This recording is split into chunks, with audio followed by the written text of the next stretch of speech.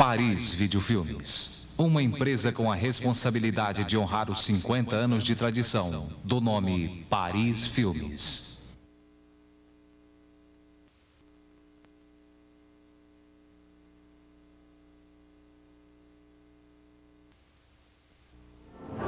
Um passado distante, um lugar sagrado, uma época onde uma criança do campo mancharia o clero, deitaria sobre o fogo para possuir o que era proibido. If I were to take a woman, I would be spitting in the face of God. You're a man like other men. You find it difficult to repent of this sin? Yes, Father. Why? I love her, Father. You'll destroy each other, you know that, don't you? O que os devotados pregavam, eles desafiavam. It challenges established knowledge. O que as leis não permitiam, eles faziam. Ruins you and he's ruined me!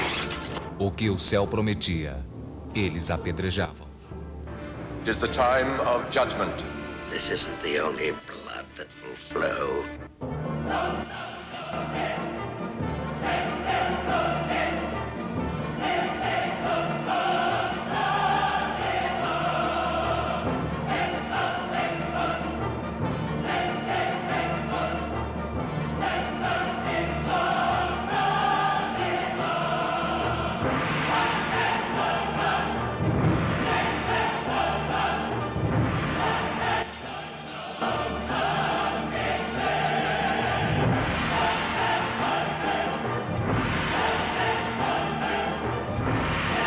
Still in Heaven. Perdoa-os, Pai, por eles terem amado. Still in Heaven.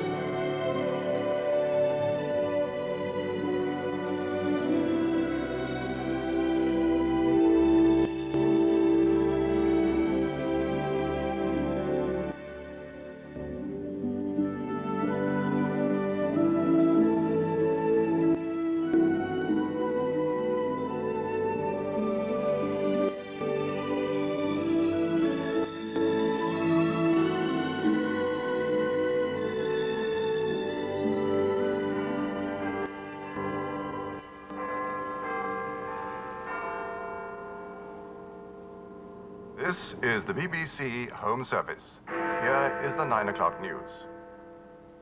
His Royal Highness the Duke of Windsor died at his home in Paris at 2:25 this morning. His body is being flown by Royal Air Force plane to England for burial. The Duchess of Windsor will leave Paris on Friday to attend the service. The Duke's body will be taken to London today and will lie in state at Windsor Castle. The Duchess will leave Paris for London on Friday. Representatives of the French government will attend the funeral service, which will take place in St. George's Chapel at Windsor Castle. And so the saga of the man who once ruled England as King Edward VIII comes to an end.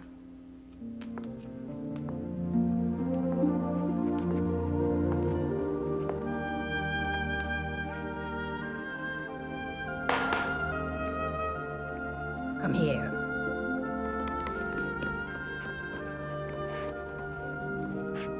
Come here. Silly dog.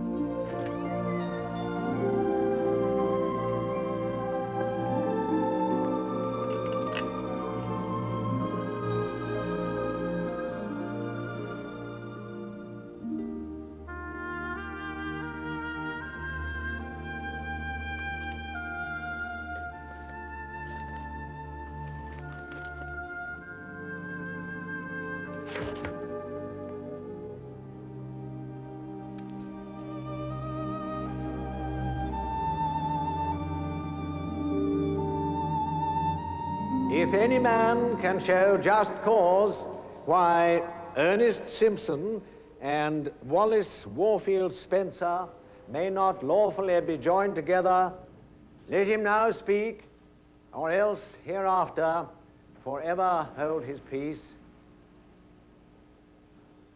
Then by virtue of the authority vested in me, I now pronounce you man and wife. Mrs. Ernest Aldrich Simpson. The second Mrs. Simpson. No, I won't mention your first if you won't mention mine. Agreed. I love you, Mr. Simpson. Right out in the open for the whole of London to see? That's right. You're a brazen hussy. Shameless.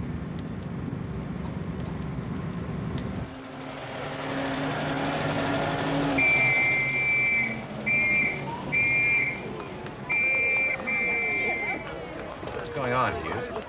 Must be one of the royal family, sir. They're always driving around London, snarling up the traffic. Prince of Wales is the worst culprit, far and away. That's who it is, madam. The Prince of Wales.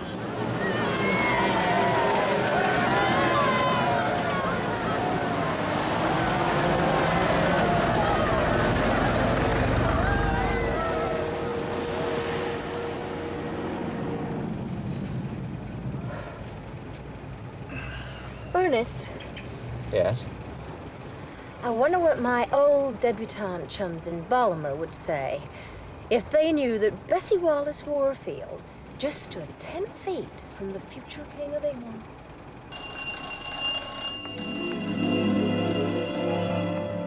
Hello, Mary. Oh, excuse me. This is Mrs. Simpson. Hello, Mary. Hello, Mom. Now, come on, let's go through it. Now, stop squirming. You know, it's considered bad luck for the groom to drop the bride on her head. Bad luck for you if you do. I love this table. Now, I've engaged a cook, a housemaid, a butler called Robert, and an excellent Scottish parlour maid called Mary, whom you've just met.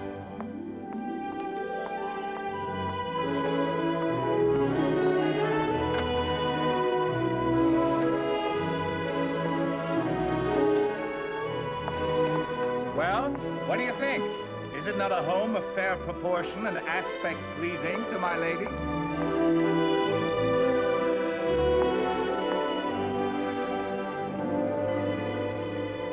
Well? Oh, darling. I adore it. It's charming and so beautiful. It'll be perfect for parties. No, I hope we can have a quiet evening at home now and again. I'm not much of a playboy, you know. Now, don't you worry. I'm a little recluse at heart. Oh, Wallace, you throw the most original parties. Well, they have so much vitality, no one ever wants to leave. Isn't that so, Maud? That's right. My sister-in-law's getting quite a reputation. I am? What for? Why, for superb food, of course. Now, I'll wager not all the credit goes to the cook. Is that right, Wallace? Well, the idea that you can leave everything to the chef is a dangerous illusion, Benny. Leave it to the kitchen staff, and everything comes out the same color. Connie, how's your sister these days? I haven't seen Thelma since she and the prince came back from Nairobi.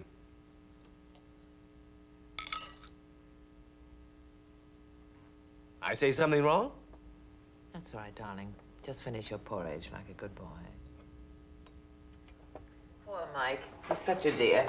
But he does put his foot in it sometimes. Tonight it was both feet. You've never met my sister Thelma, have you? Well, we've exchanged nods at one or two parties, that's all. She's quite beautiful. Well, I guess it's no secret that Thelma is the prince's current lady. How long have they been together?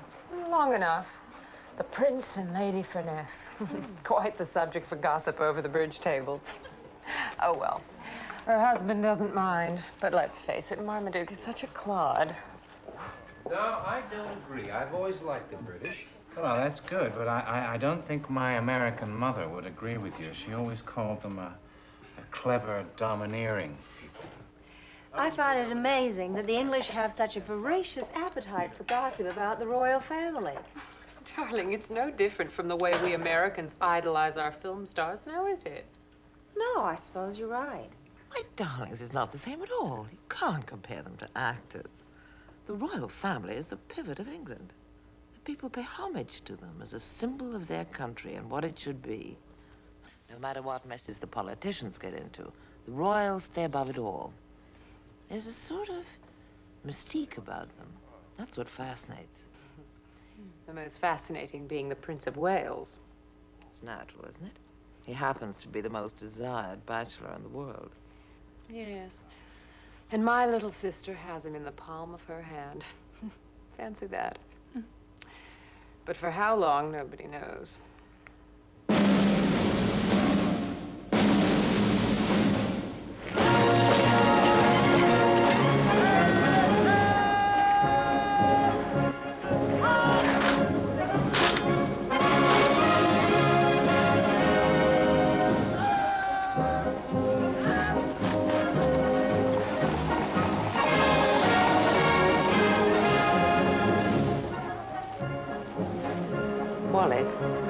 Wallace, my dear. What? Quite splendid, wasn't it? Oh, yes. Yes, it was. Come on in. I have some people who are dying to meet you. And how are you getting on in England, Mrs. Simpson? It does take a little getting used to, the customs and all. Oh, it's not just the customs, it's the language. There's mints for hamburgers and braces for suspenders and suspenders for garters. And the way that everyone calls everyone darling. Hello, darling. How are you, darling? Bye, darling. Everybody's darling. It doesn't mean what it's supposed to. Really? Hello, darling.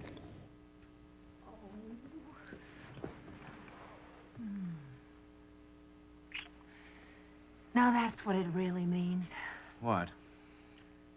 Oh, nothing. I'm afraid I didn't make a very good impression on Maud's little circle of friends. I don't fit in very well with some of those blue bloods. Is something wrong? What is it? What's this? It's from your Aunt Bessie. I think you'll have to go to Washington immediately. Your mother's seriously ill.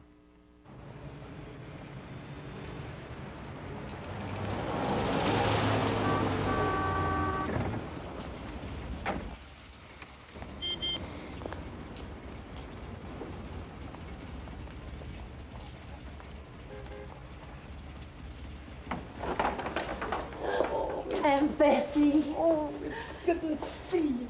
Oh, It's so good to see you. Come in, dear. Come in. I'm sorry Ernest couldn't come. Your mother was looking forward to that. He couldn't leave his business now. Oh, I know. The sight is gone from one eye. It was a thrombosis, the doctor said. But her spirit is high. Oh, Bessie Wallace, I'm so glad you're here.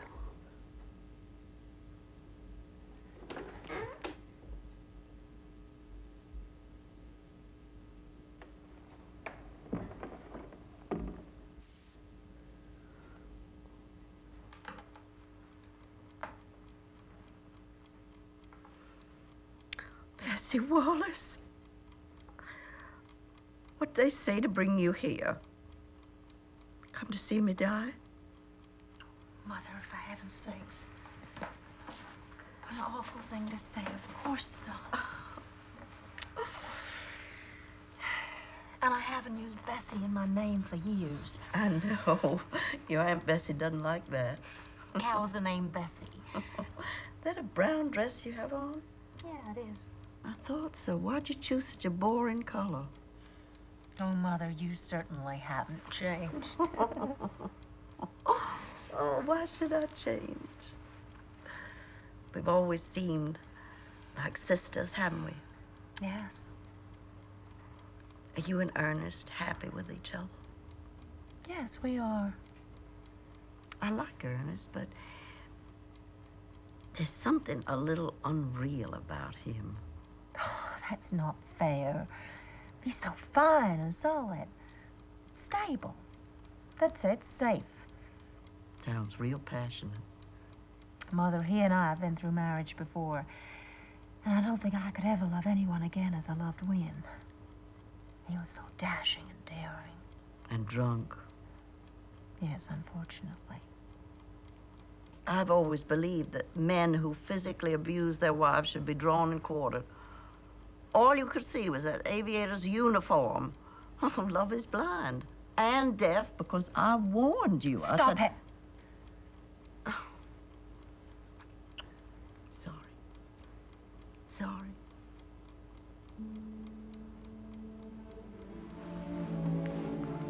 Oh, Bessie was.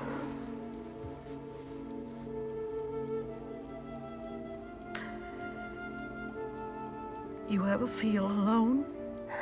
Sometimes. But never for long. Don't be scared of the feeling. I've had it. Many, many times. That feeling of loneliness serves a useful function. It educates us to think.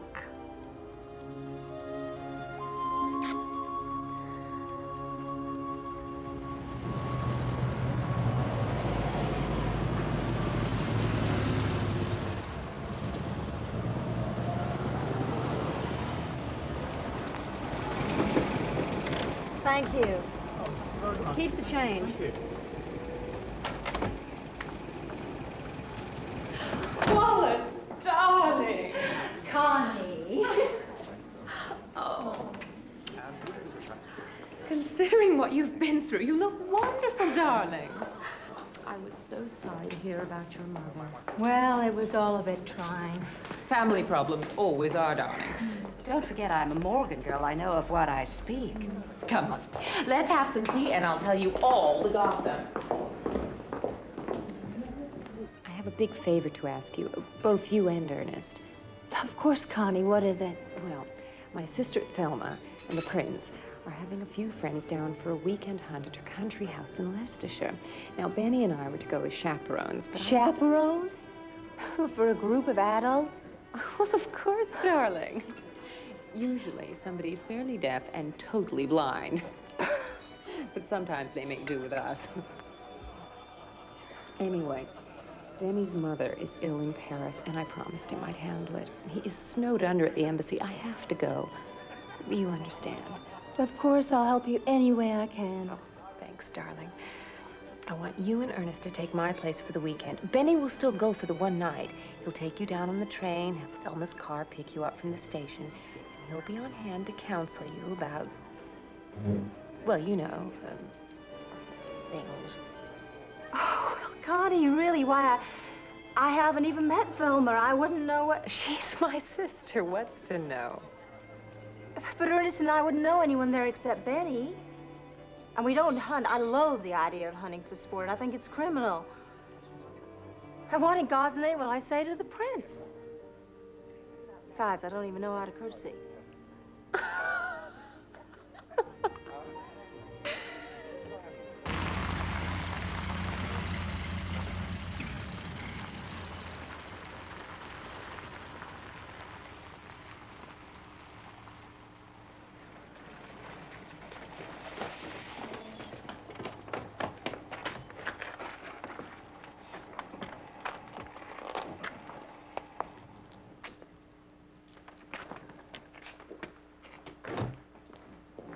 Good afternoon, madam. Good afternoon, sir. Are you, Merton? How are you? Very well, thank you, sir. If you'll just follow me.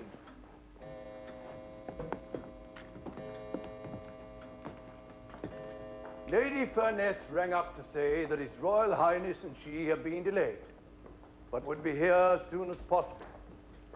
She asked that you make yourself comfortable here in the hall lounge until their arrival. As you see, I have had tea laid here before the fire. Good. That'll give me time to practice my courtesy.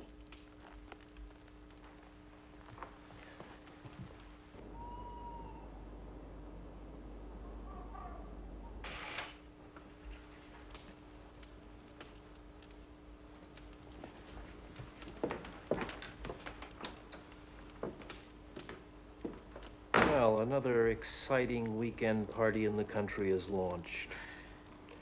If you'll both excuse me, I think I'll go up and look for my room. I missed my midday siesta, and this feverish pace is proving almost more than I can bear. See you when the prince arrives, if he ever does.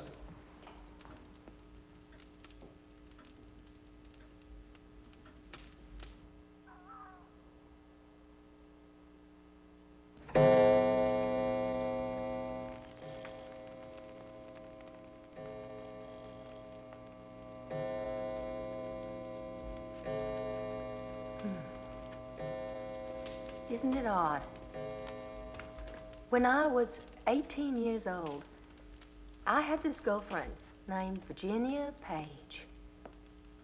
And we kept a joint diary full of entries about the Prince of Wales. Well, he was the hero of every American girl. He was the world's Prince Charming. I even named my guinea pig after him. Be sure to tell him that. I remember pasting his picture inside the diary cover and looking at it all the time. Oh, hey, and there was this little poem that Virginia and I both knew by heart. Among our ancient mountains and from our lovely vales, oh, let the prayer re-echo. God bless the Prince of Wales. I wish Jenny could see me now. She'd be so jealous that I'm about to meet him. Which remains to be seen.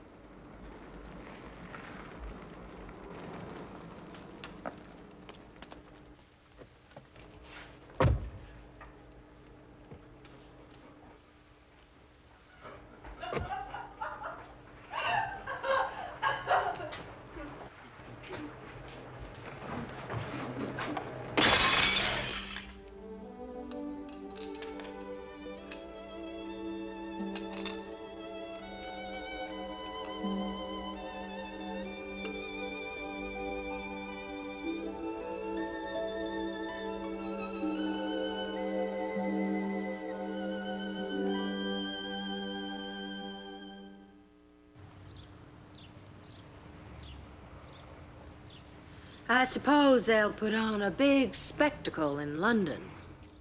I spent all day yesterday worrying about what I was going to wear.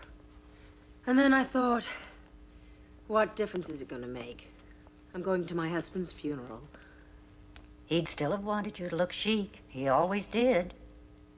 Yes, David was always meticulous about dress. When the Queen visited him 2 weeks ago, after how many years of virtually never seeing him, sick as he was, do you think he'd receive her in his nightgown and his robe? She was his queen, and everything had to be just so. They broke his heart, Martha. He loved you for almost 40 years, Wallace. He couldn't have done that with a broken heart. I suppose I'm being spiteful, but she represented England. And all I could remember was how much that country hated me for taking away their king. Here. Did you ever see this? No. He gave it to me just before the abdication. My friend with thee, to live alone. Methinks 'twere better than to own a crown, a scepter, and a throne.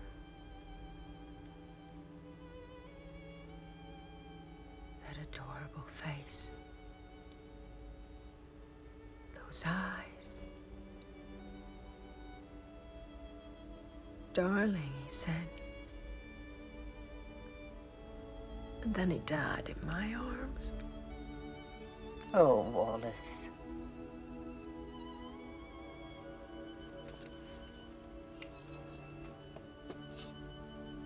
Have you practiced your curtsies yet?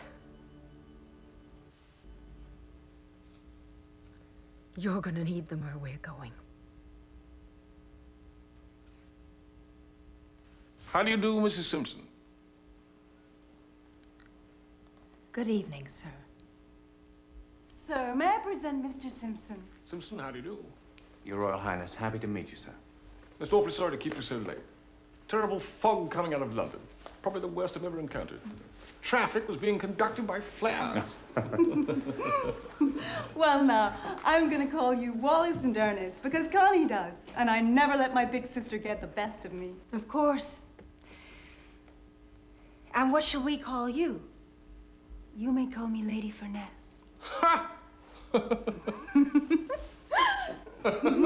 Call me Thelma. Now tell me, were you dreadfully bored waiting for us? Where's Benny? Benny, I believe, is in a horizontal position upstairs. Well, I think I may do the same before dressing for dinner. Oh, but sir, I've ordered some tea first. Wouldn't you like some hot tea after that chilling fog? All right, maybe so. What about you, Mrs. Simpson? Do you like tea? A lot of Americans don't. Oh, I adore it. And so does Ernest. Oh, rather. Good, good.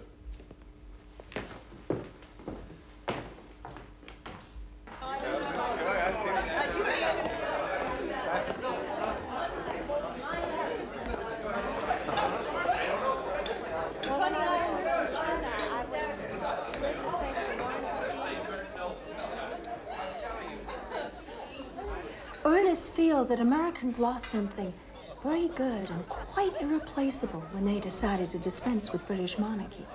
Oh, I agree. And all of Britain would agree too. But Americans have something else, something new and enviable. I don't quite know how to define it. It's probably ambition, certainly originality. Mrs. Simpson, are you hunting tomorrow? No, I really have no interest in horses or hounds. Or hunting for sport, for that matter. Really? No, sir. I'm afraid my sympathy is entirely with the fox. I see. Well, I was bred to it. Part of what we call princing. Princing? Yes. You know, making speeches, playing polo, reviewing troops, hunting. Years ago, on one of my father's shoots, his party killed 4,000 pheasant. The only word for it was carnage. 4,000? As we forgive them done to us, the lamb, the linnet, and the hare. Forgive us all our trespasses. Little creatures everywhere. Mrs. Simpson, you have such sensitivity. I'm not sure I possess that quality. Tradition dies hard.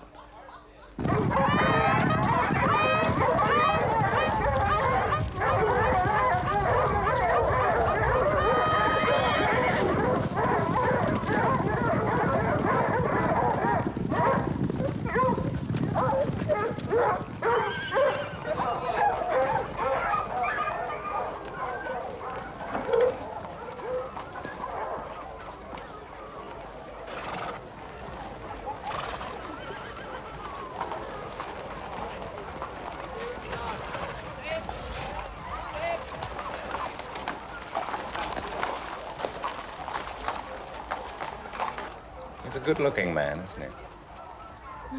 Yes, isn't he? Hadn't you better get dressed? Oh, yes. Well, I'll be ready in a jiffy, and then maybe we could take a walk.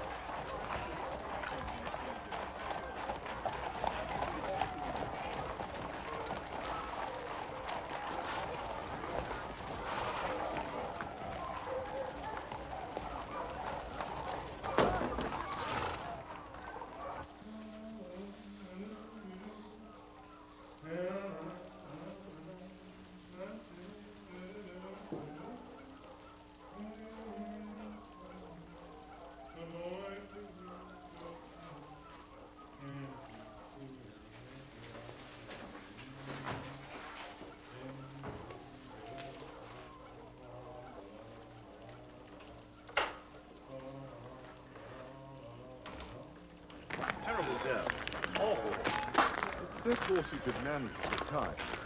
Maybe we can clear some more log. I'll be back at the stable if you should want me. Best place for you, Trummer. Yes, sir. Why? Good morning, sir. Good morning, Mrs. Simpson. It's such a beautiful day out, I thought I'd take a walk. Well, don't go too far. Looks like rain. Oh, I hope so. I love to walk in the rain. In that case, you're different from any woman I know. Doesn't your husband like to walk? Sometimes. Well, I'll see you later, sir. Mrs. Simpson, Yes, sir? would you mind if I were to accompany you? I like to walk in the rain, too. I'd be honored. Thank you.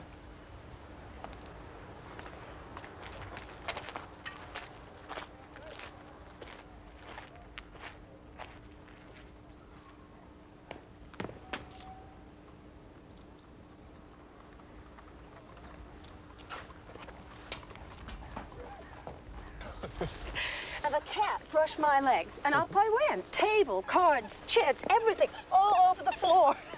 And nobody believed me. I like to hear you laugh. Oh. I don't hear enough laughter. When I walk into a room, everybody's so dour and sober-suited. Maybe they're awed by royalty. I am, in a way. I'm awed by you.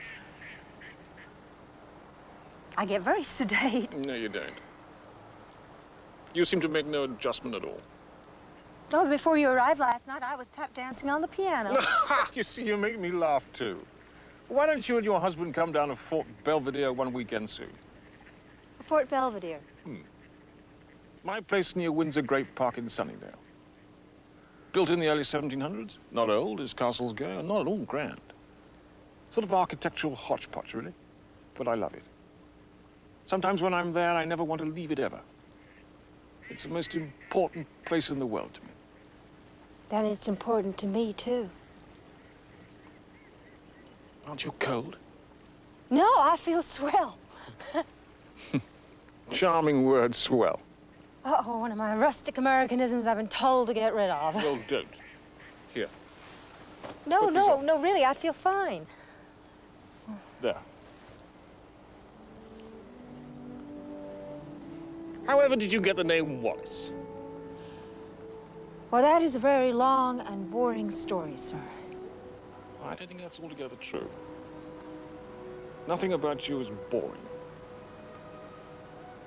Wallace. Wallace? Wallace? Yes? We're about to land at Heathrow.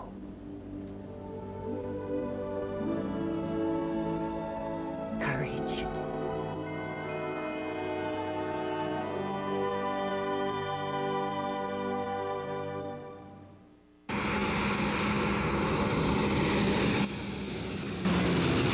Duchess of Windsor has just landed here at Heathrow Airport from Paris, and she'll shortly be leaving the plane.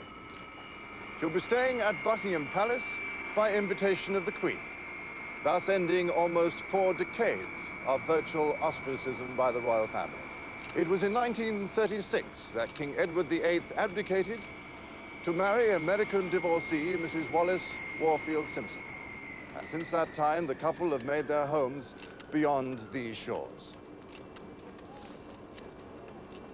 Here she comes now, the Duchess of Windsor, 75 years old, a little frail, coming slowly down the stairway.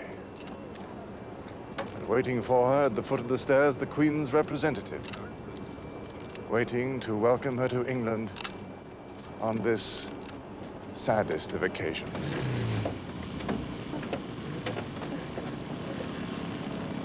Now, as her car begins to move slowly away on its journey to London, to Buckingham Palace, where the Queen is waiting to greet her uncle's widow, the Duchess of Windsor.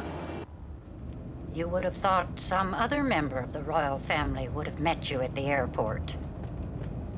I'm sure they're very busy. Not one member of the royal family is close to my little man. And when I'm away, darling, well, he doesn't know what to do with himself. Oh, Thelma, you sure you have to go? Such an awful time of the year to cross the Atlantic. What can I do? My sister Gloria needs me. It's that ridiculous custody suit for the child. It's a veritable tug of war. We Wilkins and Vanderbilts have got to stick together. I've got to go, and that's all there is to it. Oh, Thelma, the little man is going to be so lonely. Will you look after him for me? You and Ernest will be going to the drafty old fort this weekend, won't you? Yes, and then we've been invited to a dinner party at the Dorchester the following week. Right, well, you take care of him and see he doesn't get into any mischief. If you know what I mean. You're the only one I can trust.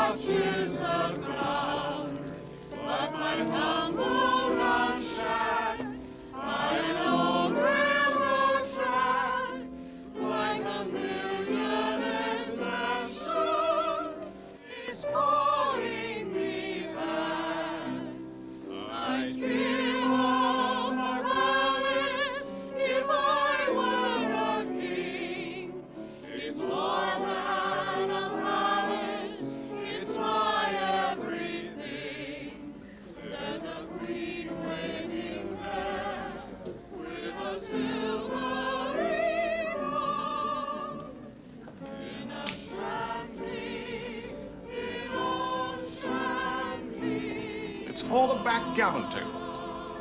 It looks so complicated. All this helps me to forget my problems. I read about one of them this afternoon. Really? Which one? The Hunger Marches, charging their way across the country to London. I respect social protest like that. I think it's courageous. I admire your efforts to help them.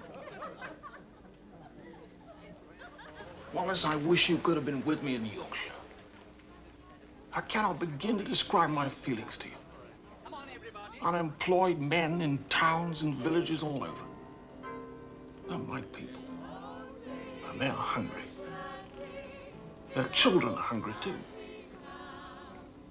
Dear God, it's so frustrating. Your bid, Ernest. No bid. I'm the official salesman for the British Empire. I've been to 45 countries and colonies, and I've traveled over 150,000 miles. I've planted enough memorial trees to start a forest, and laid enough cornerstones to encircle London. And I think I'm boring you. Nothing about you is boring either, David. You're so different from all the others.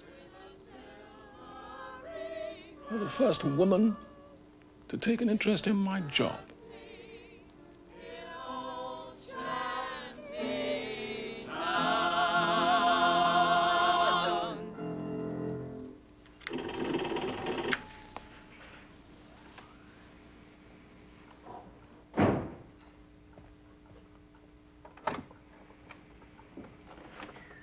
Good evening.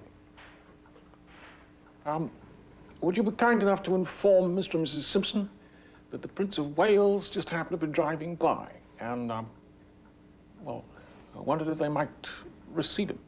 Dear Aunt Bessie, in spite of Thelma's absence, the Prince appears happier than we've ever seen him. He unexpectedly appeared at our door one evening and stayed for dinner. This was the beginning of many such potluck dinners.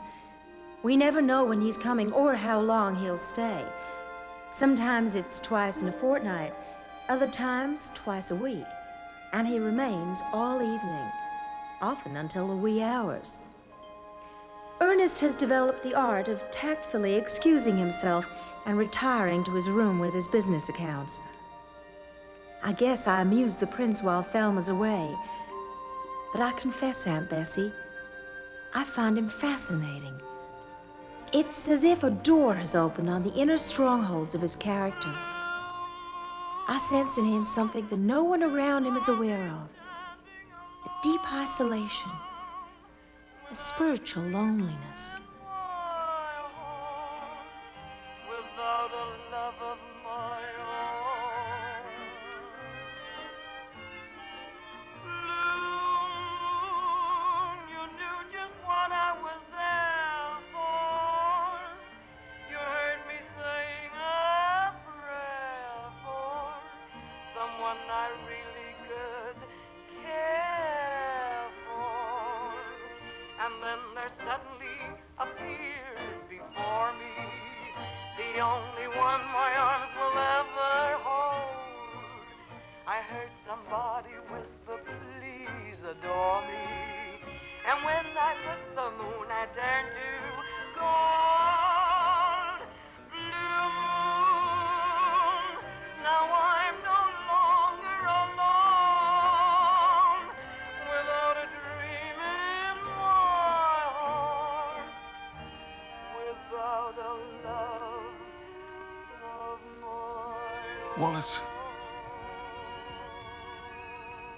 these times with you have become so important to me. All I think about is the next time that we shall be together.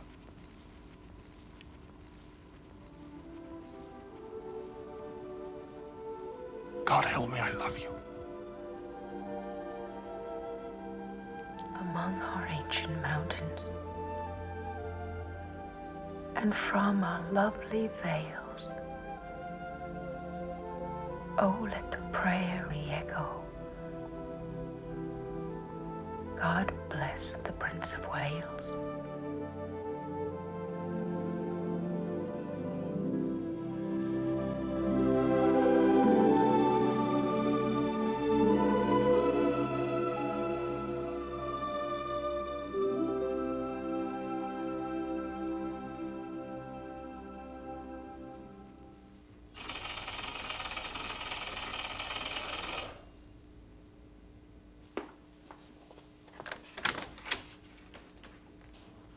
Thelma, darling, when did you get back? I'm so upset. It's my little man. Everything was fine when I left. But naturally, he didn't want me to go, but he knew I had to. He sent me the usual coded cables to conceal the naughty things he had to say. That is, at first he did. But then he stopped doing that. I didn't think anything about it. He was busy at the fort and up in Yorkshire with all that unemployment business. But then, just before I sailed from New York, I met Prince Ali Khan. The newspapers blew it all out of proportion. I know. Well, of course you know. Everybody knows. I hate the press. Has the little man mentioned it to you? Oh, you just bet he has. I couldn't believe it. I thought he was joking. So I said teasingly, "Are you jealous, darling?" He didn't answer me. Wallace, it wasn't an affair. It was just a lark. You know. Do you think my little man could be keen on someone else? Well, he hasn't turned against you. I know he wouldn't do that. Wallace, I'm going up to the fort this weekend. It's Easter weekend. Would you and Ernest come up? It might help my cause.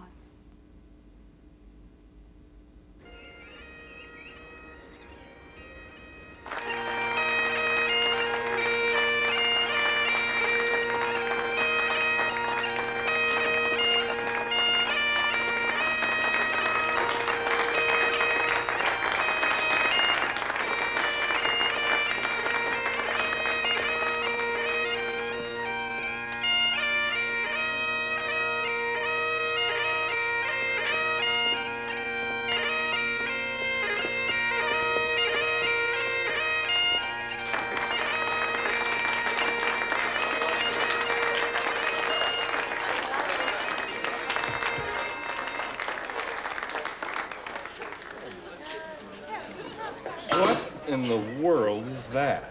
I'm sure I don't know. He's got this new chef from Bulgaria. It could be almost anything. His looks positively glutinous. Ernest, Benny wants to know what this is. Ask Wallace. She knows. What? What's this dish? Oh, that is spiced stewed okra. Bacon, onion, green pepper, carrots, tomato, and okra, and a little crushed chili powder. It's a southern dish, not Baltimore deep south. The chef and I prepared it. Oh, it does look intriguing. Oh, come on, Connie. Don't be faint-hearted. Try some. Maybe later, darling.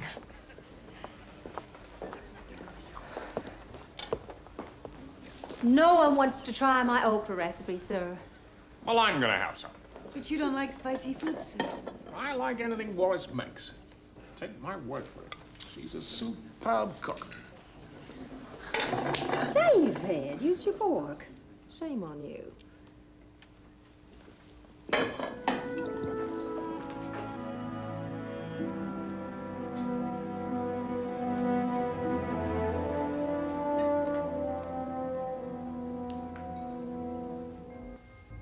Outside St. George's Chapel on this late afternoon, a procession of people stretches for more than a mile, waiting to pay their last respects to England's former monarch, Edward VIII.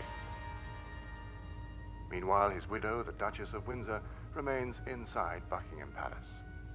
Little has been seen of her since her arrival, but all people's hearts go out to her in this moment of national grief. Here we see the majestic tableau. Coffin resting on a catafalque, covered in the personal standard of the Prince of Wales. 4 members of the household cavalry stand guard at each corner, plumed heads bowed, swords reversed. It is a sight that catches at the heart as we view the last sight of our once beloved Prince of Wales.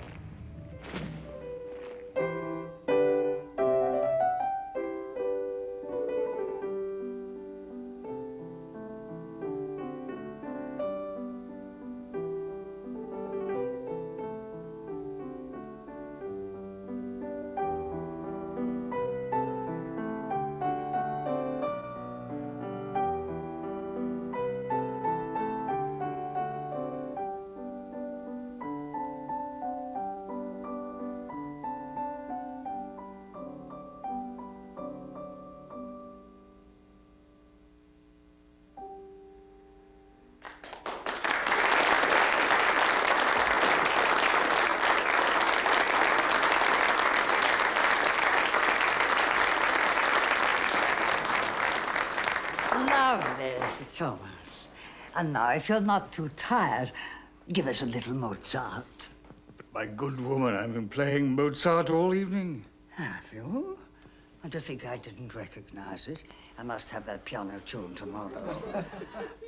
Ladies and gentlemen, Sir Thomas says that the piano is desperately out of tune, so we'll all go and have some refreshments.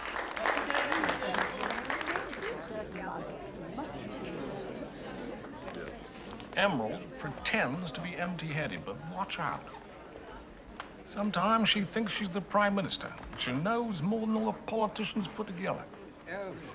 When Cunard brought her over here from America as a young bride, 'tis said that she caught the eye of my grandfather, King Edward, and consequently knows where all the bodies are buried. I know. I feel like a schoolgirl when I'm with her. You look beautiful. David, I was overwhelmed when I opened the case. And the earrings, too. I never dreamed of such things. This is just the beginning.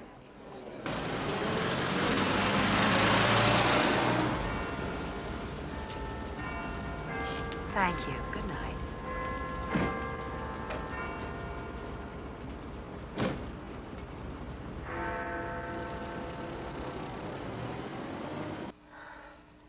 Ernest, I'm sorry. I was having so much fun, I didn't notice the time. You never do. David's invited us to go on holiday in the south of France next week. He's taken a villa, and it overlooks the sea. And we may go on a short cruise in a friend's yacht. Have you forgotten Aunt Bessie's coming in 3 days? David invited her, too. I told him all about Aunt Bessie. He thinks she's going to be the life of the party. And there'll be 5 other guests. Oh, Ernest, don't you see? It's like a dream come true. Your dream, not mine. But it's like an enchanted world. His slightest whim becomes reality. Best trains wait for him. Hotels reserve the best suites. Yachts, airplanes. Just name it. Sometimes I can't believe that I'm a part of it. I feel like I've stepped behind the looking glass. Wallace in Wonderland. That's not funny. It certainly isn't. Well, are you coming or not? You've known for a long time I have to be in New York on business next week, so why pretend I'm invited? I'm not invited at all. You never intended for me to come. I thought you could cancel it. Well, I can't, and you knew that too. Why is it every time he raids the crown jewels, our insurance goes up? I suppose it would be pointless for me to ask you to decline the trip and stay home. Yes, it would. Why should you begrudge Aunt Bessie and me such an exciting time? I have no intention of missing it. Mr. Lou, get off my bed.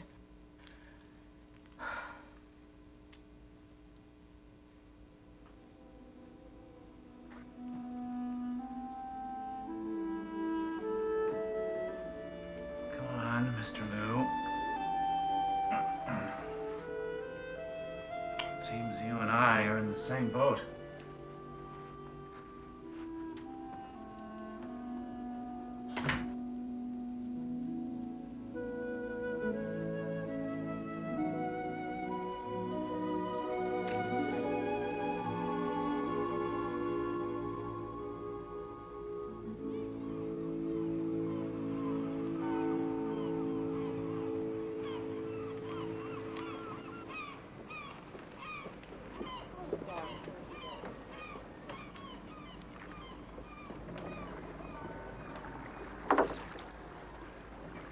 Where you going, dear? Well, David and I are taking the motorboat over to that cute little beach we saw yesterday. Then dinner and dancing at the bistro in town. Foot get hot. Watch the sun, if it stays out. Take a parasol. Aunt Bessie, that's old-fashioned. I have sun cream, see? Sit down, dear.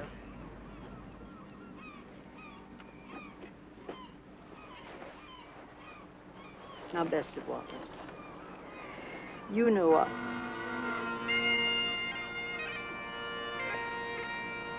Does he take him everywhere he goes? Just about. What I want to say is this. You know, I'm no prude about modern morality. I may use a parasol, but I'm no fuddy-duddy. You're the best chaperone in the world. If I were, I'd take you back home right now. You know I love you, but I can see what's happening. You're moving into dangerous waters, Bessie Wallace. I know exactly what I'm doing. Do you? The newspapers at home are full of stories about Mrs. Wallace Simpson and the prince. They are? All right. I was going to show you this, but now I will. Don't be upset when you see it. Upset? This is exciting. Except I don't like that picture of me. Oh, Bessie Wallace, don't be so selfish. There's a picture of Ernest, too. Read what it says. I regret I have but one wife to lay down for my king. Oh, no. Can you imagine what he must feel? I'm only glad your mother isn't alive to see what you're doing to your marriage. Oh, Aunt Bessie, what can I do? I love David so. And I love Ernest too, and in a totally different way. He's coming. Put a smile on your face. Men don't like women who blubber and carry on. You sounded just like Mother then. Oh, good man. Caviar, grouse, and champagne. Well, it's not exactly a depression lunch, is it, sir? Well, sir, I told my niece to take a parasol with her, and she called me old-fashioned. What do you say to that, sir? I'd say your Aunt Bessie was right. Use it. With the imperial compliments of His Majesty the Emperor of Japan. Why, it's much too beautiful to use. It's so fragile. Then I'll ask him for another dozen.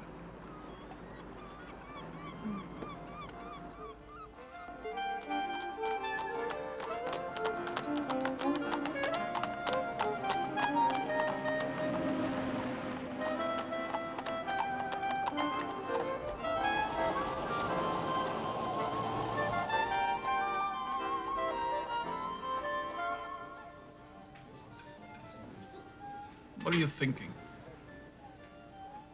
How happy I am. How miserable. So am I. Darling, I find myself loving you more and more and more. So much so, it's now becoming obvious to me that I cannot live without you.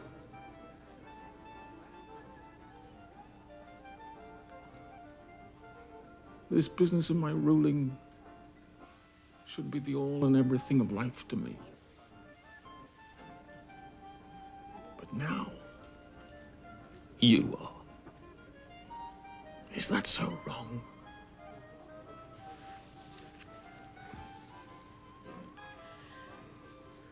David, what are we going to do?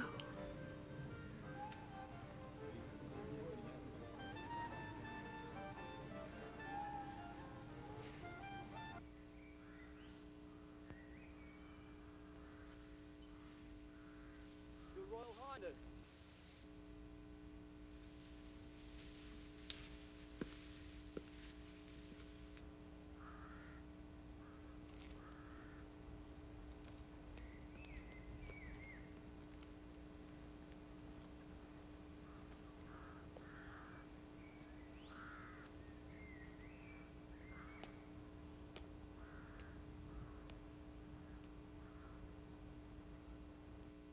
It's from my mother. I think you ought to hear it. I think you ought to know that Papa is not very well. While I myself do not consider the danger immediate, the physician is not too pleased with Papa's state at the present moment. I think I ought to go to him. David, I'm scared. I know. So am I. When you become king, what happens to us? Maybe this is a false alarm. I'll telephone the moment I know something. Leave word where you're going to be. I've got to know how to reach you.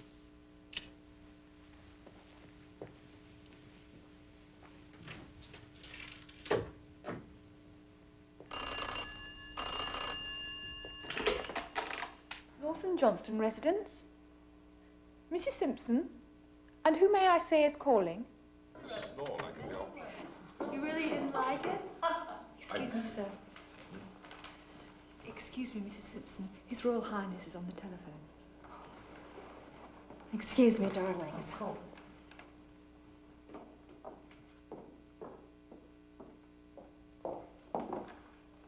David? Oh, David. I'm so very sorry. Yes, I know. My darling, I know. But I don't see how. I know. Yes, I'll wait for your call.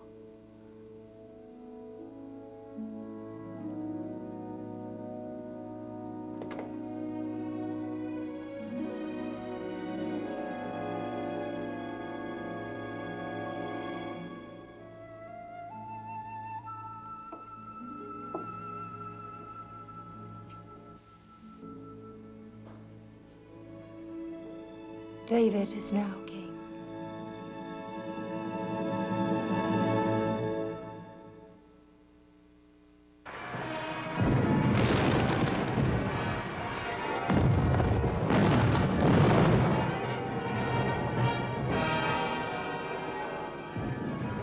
Whereas it hath pleased Almighty God to call to his mercy our late sovereign Lord King George V, of blessed and glorious memory, It was sweet of the prince to provide a room for us to watch the proclamation ceremony. It's not Prince anymore, dear. He's our king now. Oh, fiddle, so he is. Just think, we're actually seeing a new British king proclaimed. How often does that happen in a lifetime? The last time was 1910. Wallace, please do thank him for us. I will, Betty. Oh, sir. Excuse me. The thought occurred to me that I might like to see myself proclaimed king. So I said to myself, Your Majesty, why not join the audience?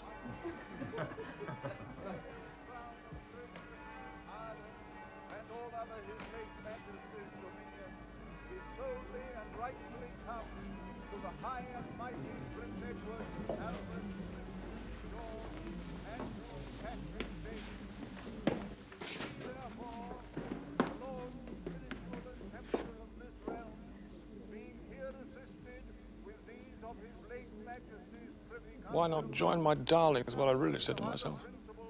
All this suddenly brings home to me how different your life is going to be from now on. David, you must know it can never be the same for us. Nothing is going to change my feelings for you. I shall hold on to you now more than ever. I know you believe that, and I love you for believing it, but If I were king, our love, if I were king, what tributary nations I would bring to stoop before your scepter and to swear allegiance to your eyes, your lips, your hair. And you should have the sun and moon to wear. If I were king.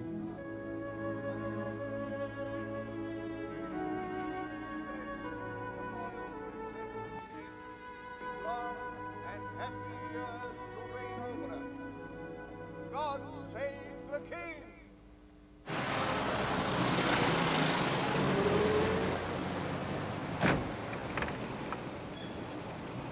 Thank you, Mr. Fortescue.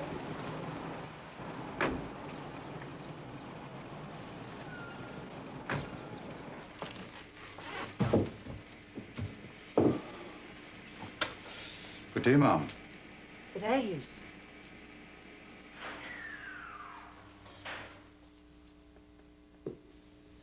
Hello. Hello. You might have told me you were arriving. Why? I'd have come to meet you. Oh, that's all right. Don't trouble yourself. Oh, Ernest Stone, it would have been no trouble. How have you been? Keeping my feet on the ground isn't easy. Still Wallace in Wonderland. You're in all the papers back in the States, you and David. They're positively eating you up. Code of silence can't last much longer here, though, now that he's king. Question is, what's he going to do with you? I don't know. He's not the kind of man who'll marry without love. And he can't marry you and stay king. We haven't discussed marriage. We can. I'm not free, and he certainly isn't. I suppose things will have to stay the same. What makes either of you think I'm willing to continue playing the compliant husband?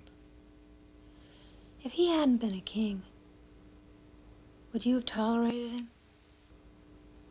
I've often wondered. No, I wouldn't. I know what'll happen. I'll be left alone without either of you. Spend the rest of my days among the Spencers of Baltimore. The Right Honourable Stanley Baldwin and Mrs. Baldwin, Colonel Charles Lindbergh and Miss Peggy Smythe, Sir Archibald Crompton and Lady Crompton, Sir Charles and Lady Mills, Viscount Stanhope and Lady Stanhope, Sir Lester Percival, Sir Peter Crawford. I can hardly say the King's keeping her under wraps. I can't wait to see the Prime Minister's face when she's introduced to him. Baldwin's a bore. Doing good to be shaken up.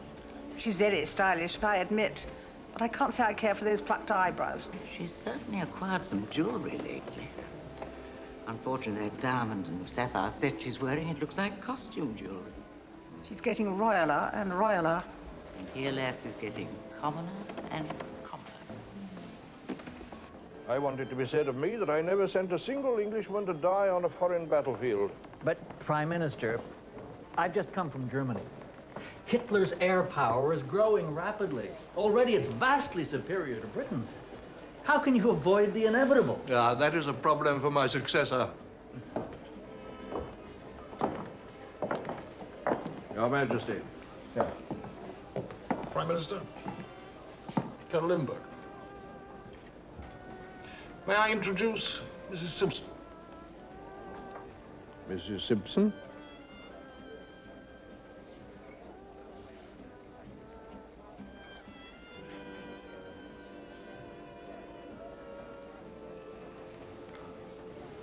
Shall we?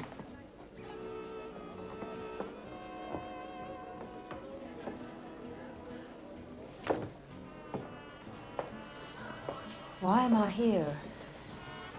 Baldwin detests me. It had to be done. Sooner or later, my Prime Minister had to meet my future wife. Wife? Is this a proposal? How could you marry me and stay king? Rest assured, I shall manage it and stay king. Or shall I be? If you marry me. Well, what do you think? Wouldn't that be swell? My darling, swell would be the understatement of the century.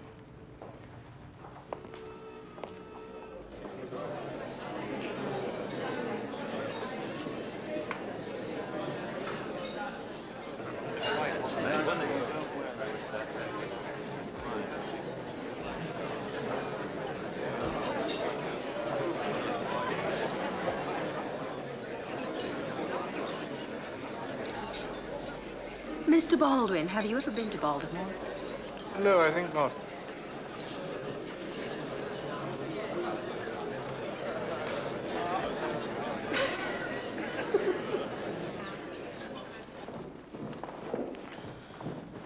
I thank Your Majesty for a pleasant evening.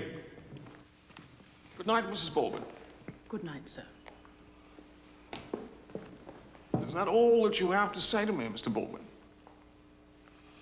I think I should say that I am sharply aware of Mrs. Simpson, sir, but nothing was to be gained by forcing this meeting. The lady is my friend. I've no wish to let her in by the back door, but quite openly. And I will do it. We shall see, sir.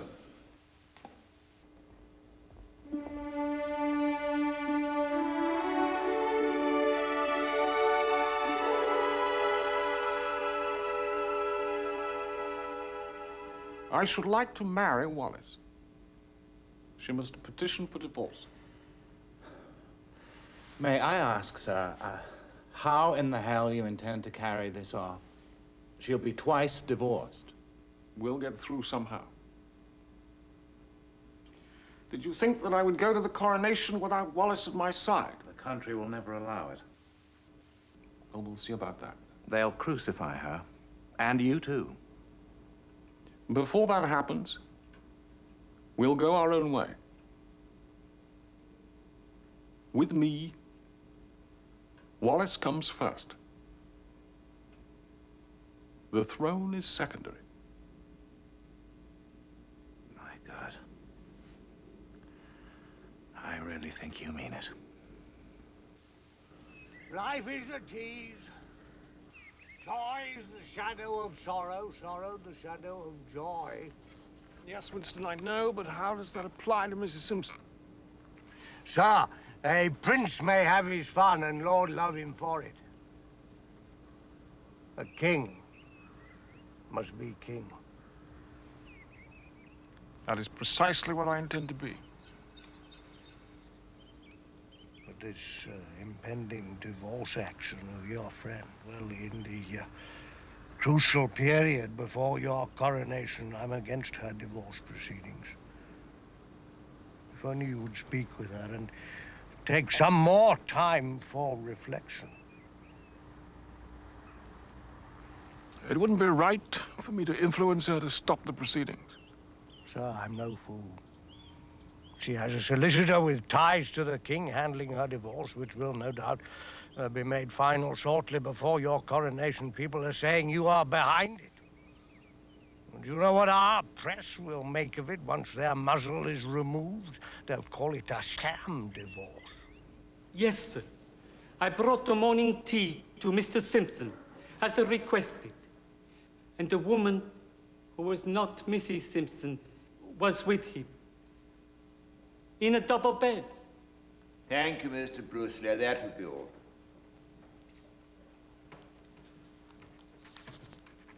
My lord, on the basis of this evidence, I now ask for a decree nisi with costs against the respondent. Well, I suppose I must come to the conclusion that there was adultery in this case. I assume what your lordship has in mind. How do you know what's in my mind? What is it that I have in my mind, Mr. Burkitt? I think with great difference what may be in your lordship's mind is what is known as ordinary hotel evidence. That's what it must have been, Mr. Burkitt. Yes, I'm glad for your help. Costs against the respondent, I'm afraid. I suppose I must in these unusual circumstances. A decree nisi is granted to Mrs. Simpson.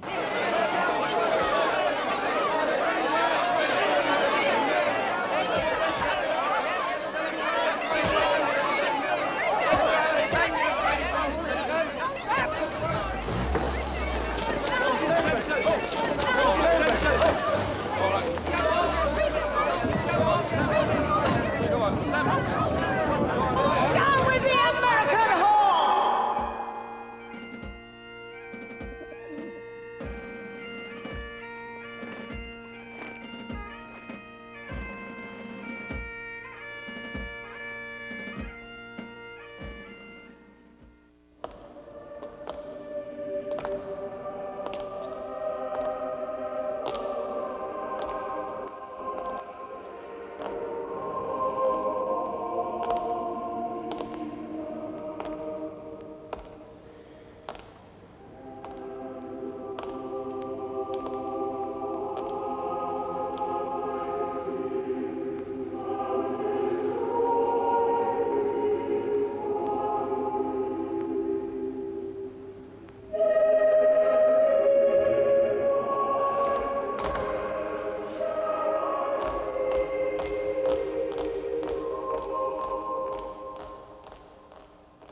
Mr. Baldwin, throne or no throne, I do intend to marry Mrs. Simpson as soon as she is free to marry. Sir, that is most grievous news. Why? Why should a king be denied the privilege of marrying the woman that he loves? Your people love you. Why should they be denied their king? Love is for grocers, sir, not kings. Should not your country come first? No. And again, no. And no again. Your Majesty, look at these American newspapers.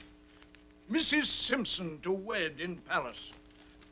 King's Mole to be next queen. Mr. Baldwin, if there is to be no marriage, then there will be no coronation. If the country will not approve of our marriage, then I am ready to go. However painful the prospect, I shall, if necessary, abdicate. What'd the Prime Minister say? That my divorce was a fraud, the old buzzard. Well, wasn't it? I hear the other woman in the case was called Buttercup Kennedy. Oh, Buttercup Kennedy, indeed. I just overheard David threaten to give up the throne to marry me. It terrifies me to hear him say that. If he doesn't fight for me, my position will be hopeless. Not hopeless where you and David are concerned. If it's David you want, it's David you can have. What position are you talking about? Does little Bessie Wallace from Baltimore want to be Queen of England? No, I do not want to be queen. Oh, yes, you do. I know what's going on in that head of yours. You always have a plan. Wouldn't you just love that? Who wouldn't? And you see it slipping away from you. That's not fair. I love David. Do you love David the man or David the king?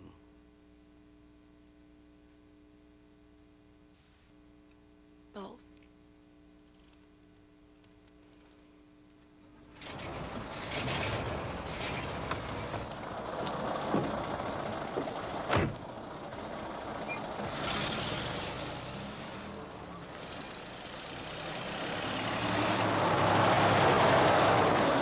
I suggested your morganatic marriage idea to him. What's that, sir? That's where I would remain king. And Wallis would become my morganatic wife.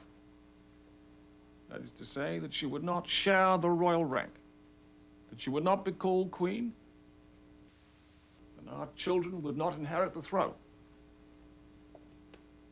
Of course, as my wife, she would be the most socially powerful woman in the British Empire.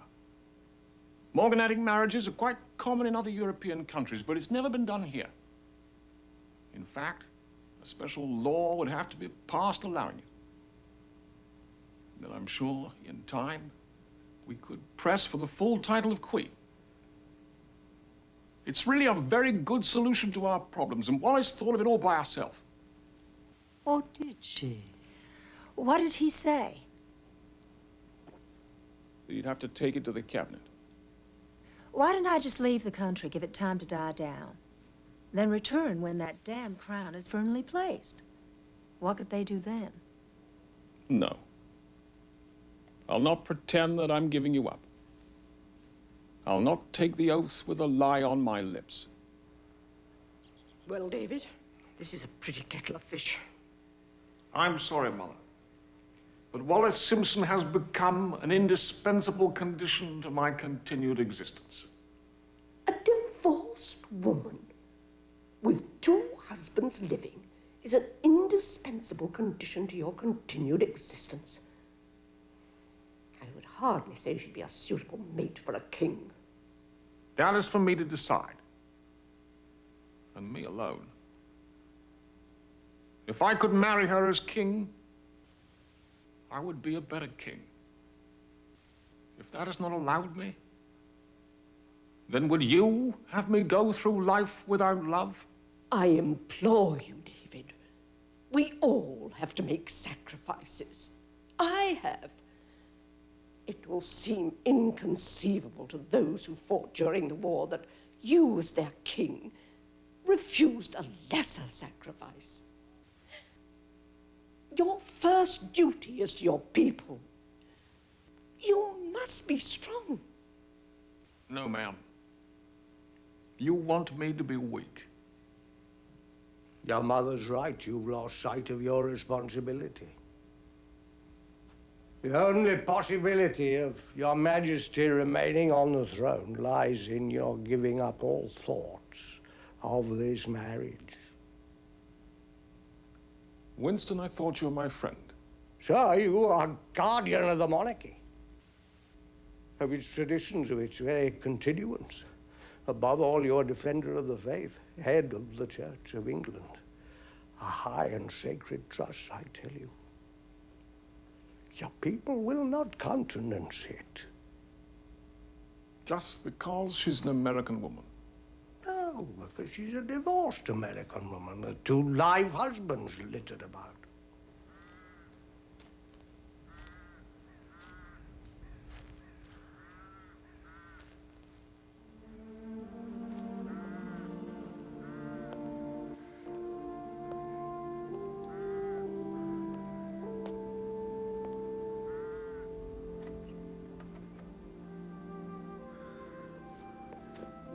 What Winston forecast yesterday has come to pass.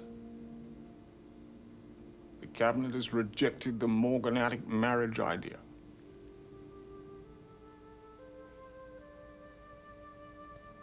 I am expected to make a sacrifice that no one else in the entire kingdom has to make. And why? Noble tradition, devotion to the people. Martyrdoms of fraud, Wallace. And the ship of state, just some creaking old tub that can sail on bloody well without me. I'm not giving you up. And that's that. You must think of a way, David. A way that'll save you the throne. You can't just give it up. We can work out our lives around it. We have until now, haven't we?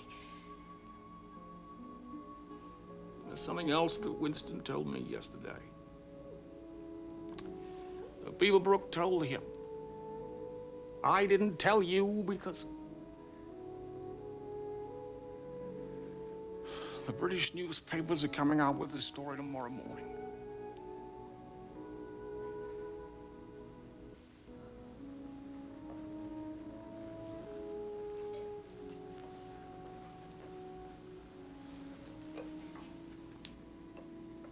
I can't stop them any longer. They're going to blame you. I see. Then I think the best thing is for me to leave the country immediately. My darling. I don't want to, but I think I must for your sake, David. I don't see any other way. All right. But you mustn't give up the throne. Promise me. I promise that what I do will be right for me, and therefore right for you,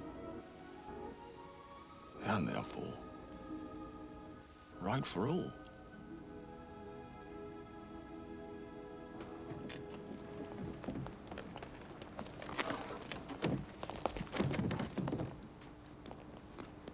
Now look, Brownlow, you'll change to the Buick on the ferry. Understood, sir. I'm going to be lonely again, Aunt Bessie. For a good long time, I'm afraid. I'm going to miss you. I put you through so much, I'm sorry. There are always blessings in these things. Name one. Well, you put Baltimore on the map. I love you, Aunt Bee.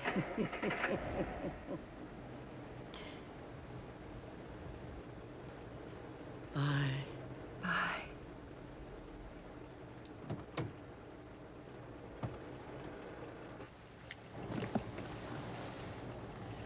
I don't know how all this will end. But I do know that we shall be together again. Will you wait for me? I'll wait for you. Whatever happens, I shall never give you up.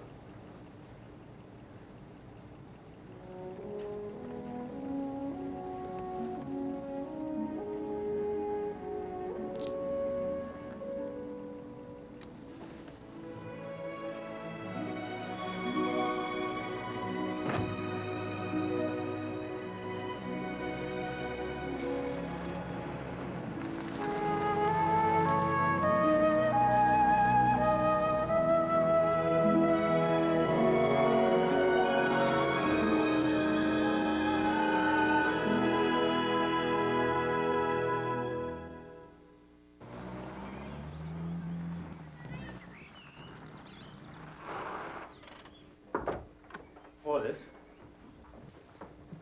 Wallace, wake up. Harry. Look, I'm most frightfully sorry, but I've overslept. We'd better get going. With any luck, we'll be in Cannes by late afternoon. Where are we now? Don't you remember? We're in Rouen. It's a little hotel. We're registered as Mr. and Mrs. Harrison. Don't worry, the hotel clerk didn't recognize you. Let me splash some cold water on my face. I'll be ready in a minute.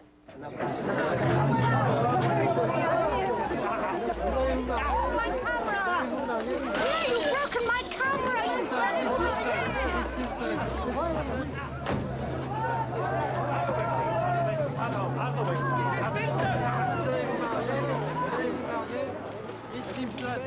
Mr. Evans, why did you do that?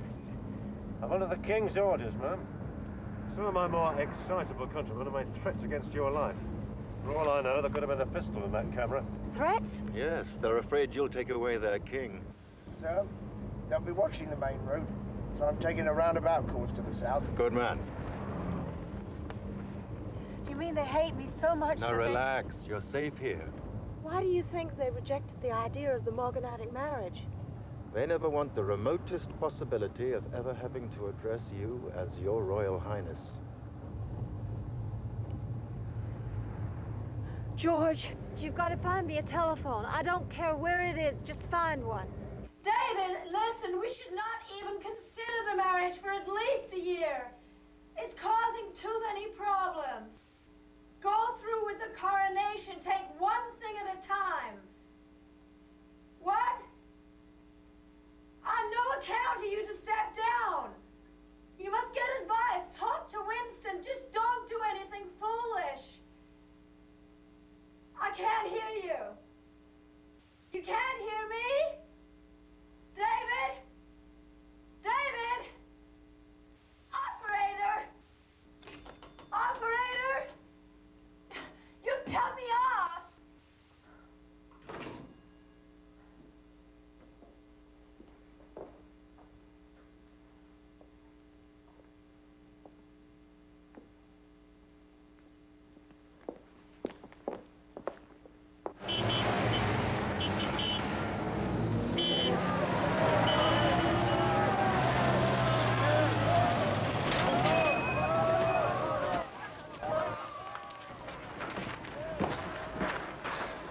Welcome, dear Wallace.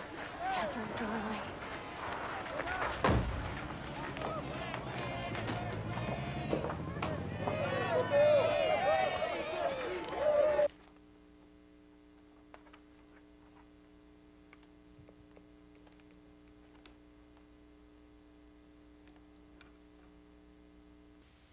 Wallace? David, I'm at my wit's end. I know. This has been a dreadful ordeal for you. David, I've got to get away from all this. I'm going away. I've decided it's no good. I'd only follow you. Don't you see? I need you desperately. I will not live without you. You've got to. David, there's no other way. You're king. Wallace, I can't seem to make you understand. It's all over. The instrument of abdication has already been prepared. Wallace! The only only condition on which I could stay here now would be if I renounced you for all time. And that, of course, I cannot do. The cabinet has met twice today, and I have given them my final word. I shall be gone from England within 18 hours. Wallace! Wallace!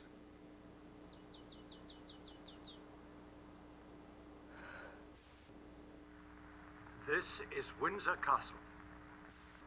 Ladies and gentlemen, His Royal Highness, the Prince Edward.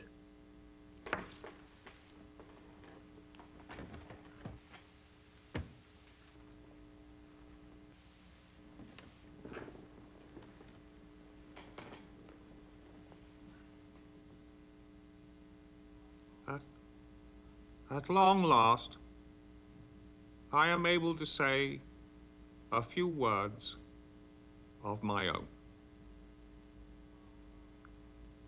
A few hours ago, I discharged my last duty as King and Emperor.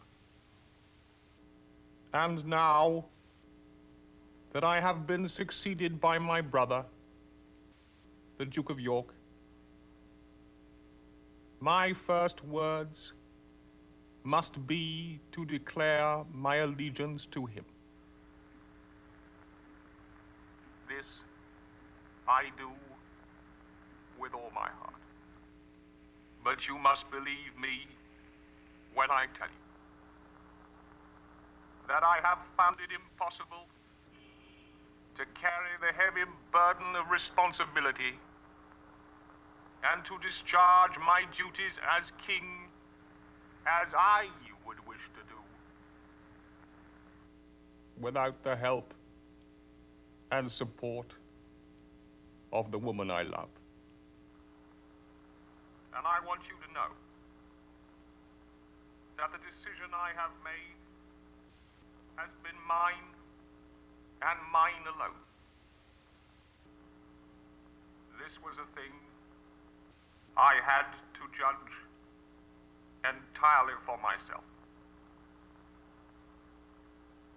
The other person most nearly concerned has tried up to the last to persuade me to take a different course.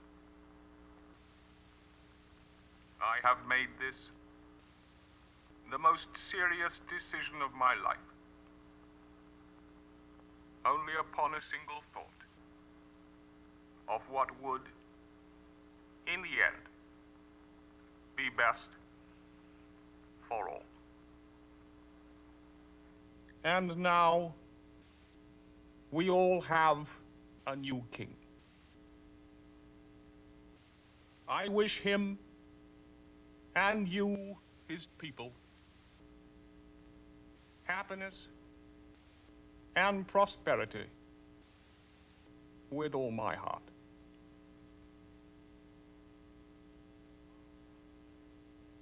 God bless you all. God save the king.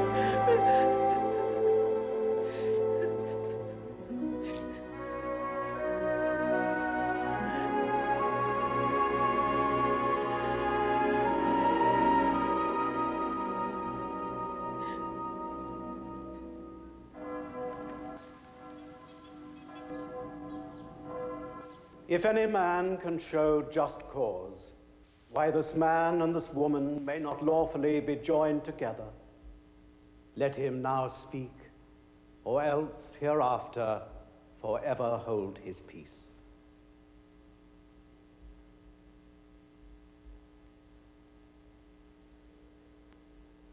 in the name of the law, I declare you united in the bonds of marriage. Of course, I'll inscribe your prayer book, my dear. Let's see. What shall I write? The Duchess of Windsor? No. Inscribe to Her Royal Highness.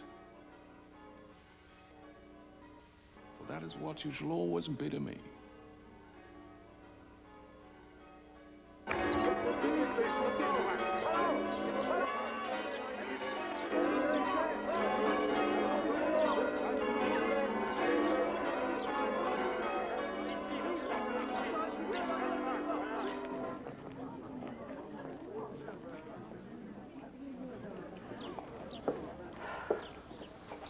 Such a perfect day. I hope it doesn't rain and spoil everything. Well, now, I thought that you liked to walk in the rain. I was lying.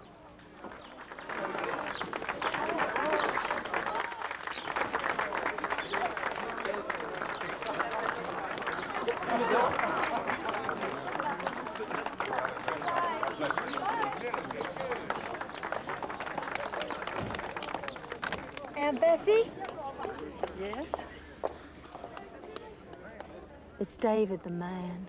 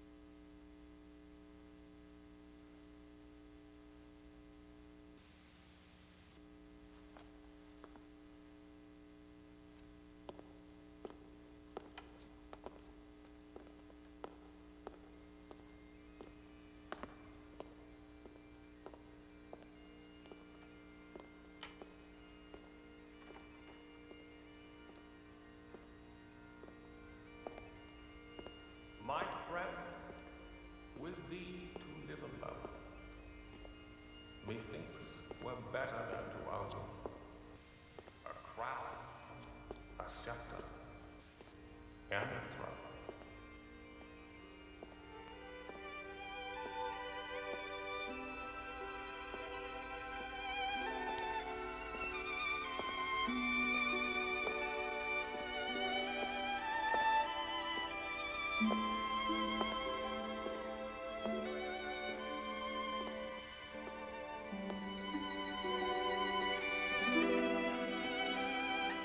Thank you.